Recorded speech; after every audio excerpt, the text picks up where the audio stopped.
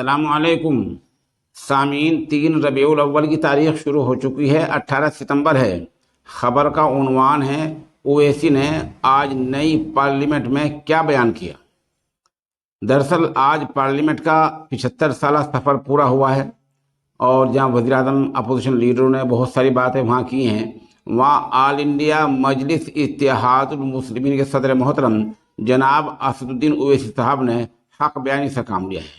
انہوں نے کہا کہ اس دوران سکھ دنگے، بابری مسجد کا انہدام، بھاگلپور تشدد، مظفر نگر کا قتل عام، ٹاڈا، پوٹا، افسپا اور UAPA قانون کا ذکر کرتے ہوئے پارلیمنٹ کی ناکامی گنائی۔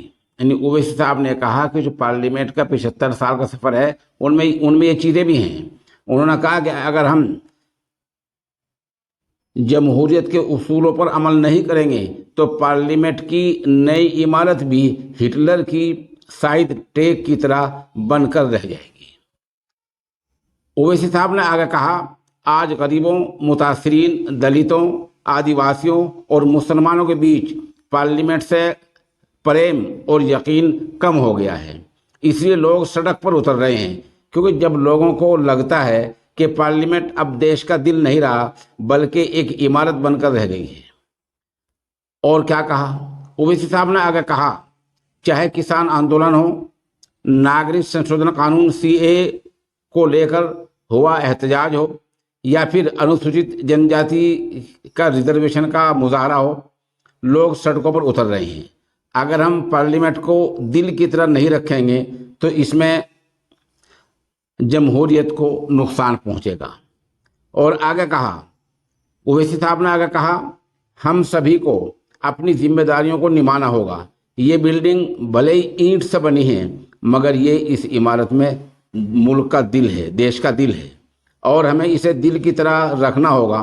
انہوں نے کہا، دیش میں کل 14% مسلمان ہیں لیکن پارلیمنٹ میں ان کی جو رہنمائی ہے اور ان کی جو قیادت ہے کیول 4.8% ہے جو المیہ ہیں۔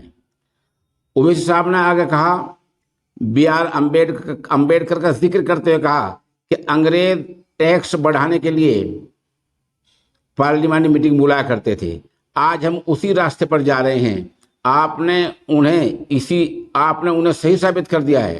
انہوں نے کہا کہ جس کے پاس ایک مذہب کے لوگوں کا ووٹ اور پیسہ ہے وہ یہاں جیت کر آتا ہے۔ اویسی صاحب نے یہ کہا ہے بہت صاف طریقے سے کہ پارلیمنٹ کے سفر کو 75 سال آپ کہہ رہے ہیں، لیکن بابری مسجد گری ہے، سکھ دنگا ہوا ہے، مظفر نگر قتل عام ہوا ہے، بھاگلپور ہوا ہے اور نہ جانے کیا ہوا ہے۔ تو اویسی صاحب نے حق بیانی سے کام لیتے ہوئے آج پارلیمنٹ میں کھڑے ہو کر تمام وزراء کے سامنے، وزیر اعظم کے سامنے اور تمام نیتا کے سامنے پارلیمنٹ کی ناکامی گنائی ہے، جو ایک حق بیانی ہے۔